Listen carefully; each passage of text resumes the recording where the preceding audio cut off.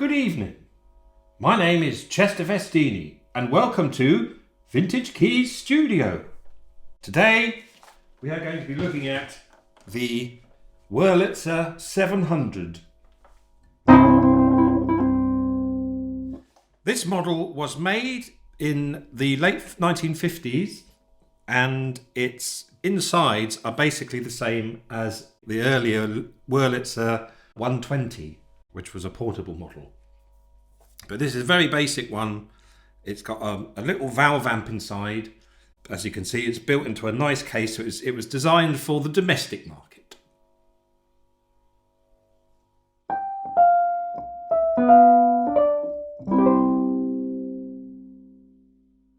Now, most of you watching this will probably be very familiar with the Wurlitzer sound, and they were used in many bands, and here are just a few.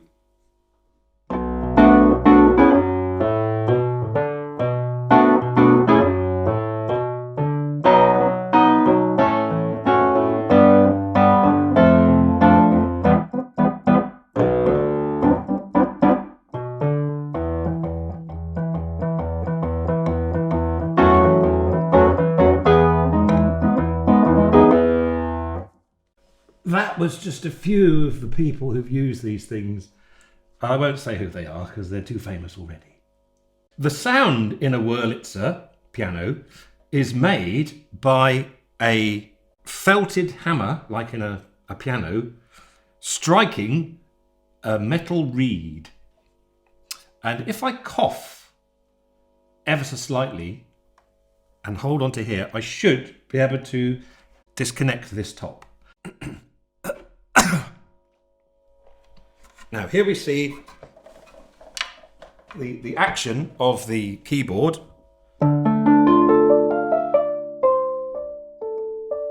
And you can't see all of it because some of it's enclosed here, but down here you can see the little metal reeds.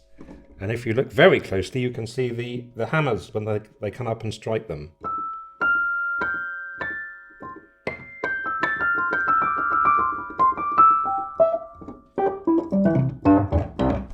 You've got pickups on the ends of each reed, similar to a Fender Rhodes design. All of those pickup signals are all added together and then sent down one wire that goes into this amplifier down here, you can see. You can also see that there's a piece of wood here attached down here with a spring, and this is actually part of the mechanism for the sustain pedal.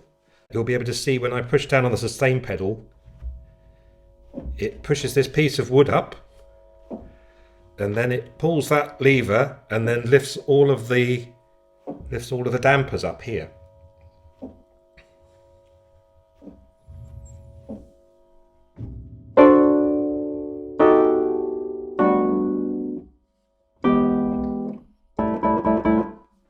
It's a very simple mechanism. Also, the Wurlitzer 700 had a unique feature which I don't think was in any other Wurlitzer. You had a soft pedal. That's achieved by running the piano's output signal through a big resistor, which just cuts down on it ever so slightly. So if I just go around there and just play something and then keep an eye on that, you'll hear that it's...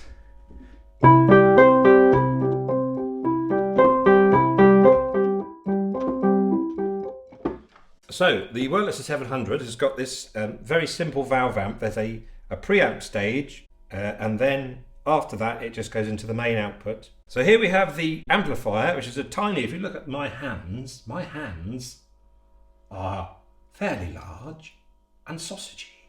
But this is a small, tiny amplifier. And this one is actually running at, this was designed and built in America. So it's actually got a 115 volt transformer on it. So it's having to go through a step down transformer.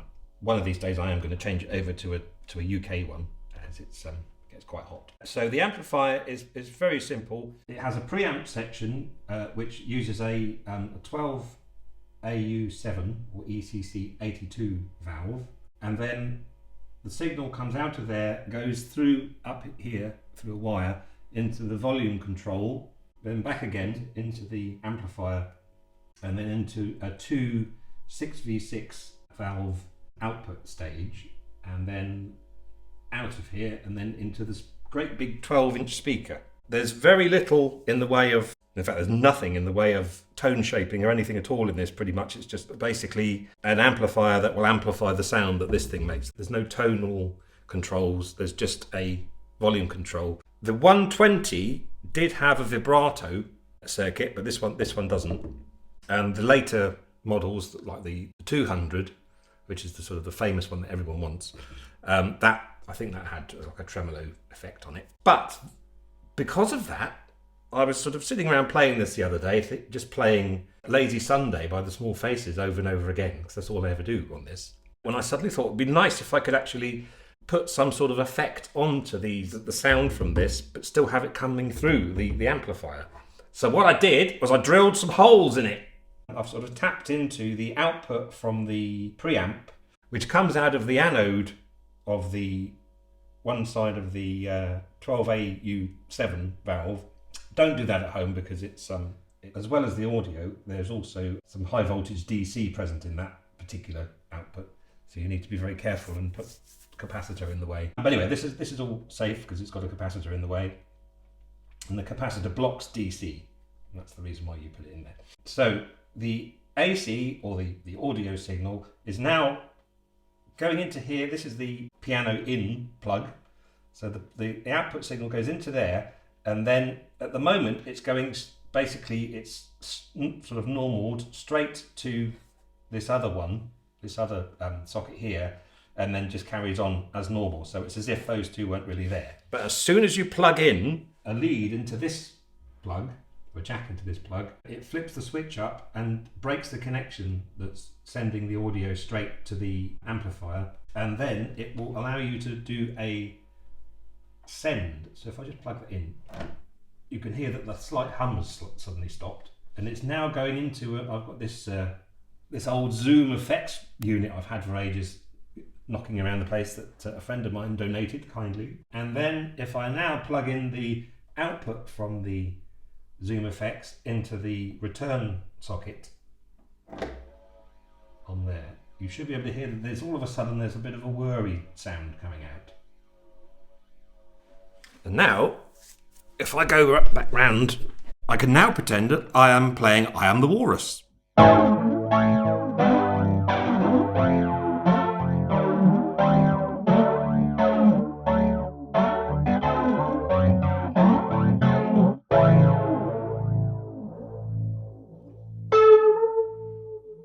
So basically, I've now got a effects loop that I can use. So you can do anything on here. Obviously, whatever effects you can put through there is fine. So you can bit of reverb. You can even have a, hang on a second, let's see if I can make it go backwards.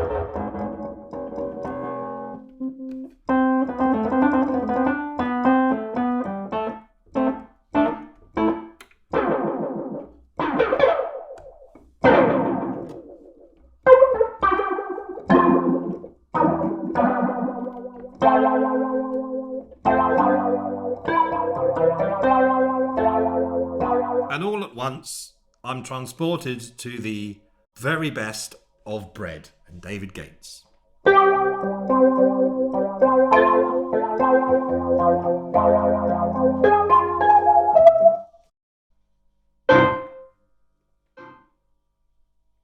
And you can pretend to someone that you're doing that with your mind.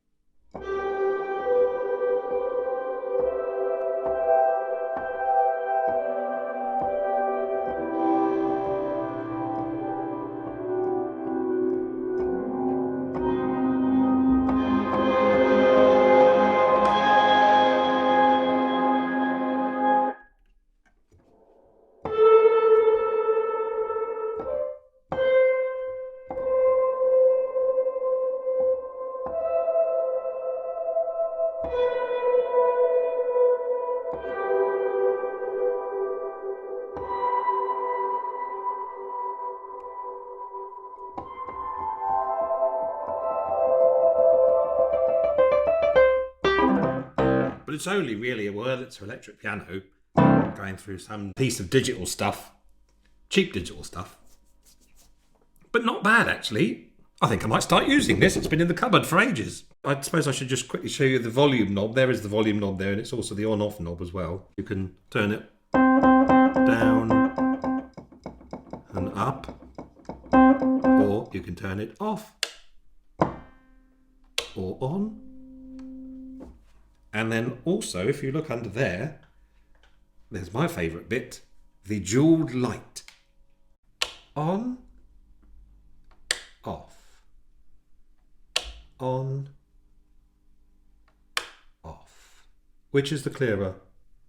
On, off. The Wurlitzer 700 was also used for eye testing back in the 1950s. And on that note, thank you very much for watching. If you'd like to hear this particular instrument in action, or indeed any of our kit that we've got here at Vintage Keys, you might like to head over to our Bandcamp page. There's a link in the description down there, and check out some of the stuff that we've put out, because it's basically everything we record here pretty much has this gear on it. We're also available on all the streamy platformy things where you don't have any danger of having to spend any money.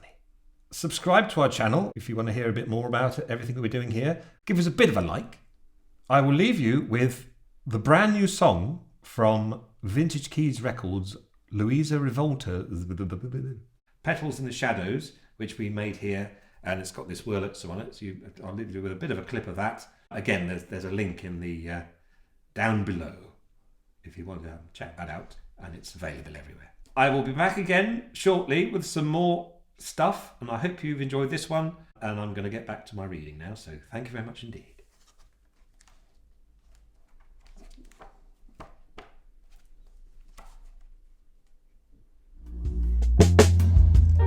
Listen, lately we have been lost and wondering, anxious feelings all tangled up inside me.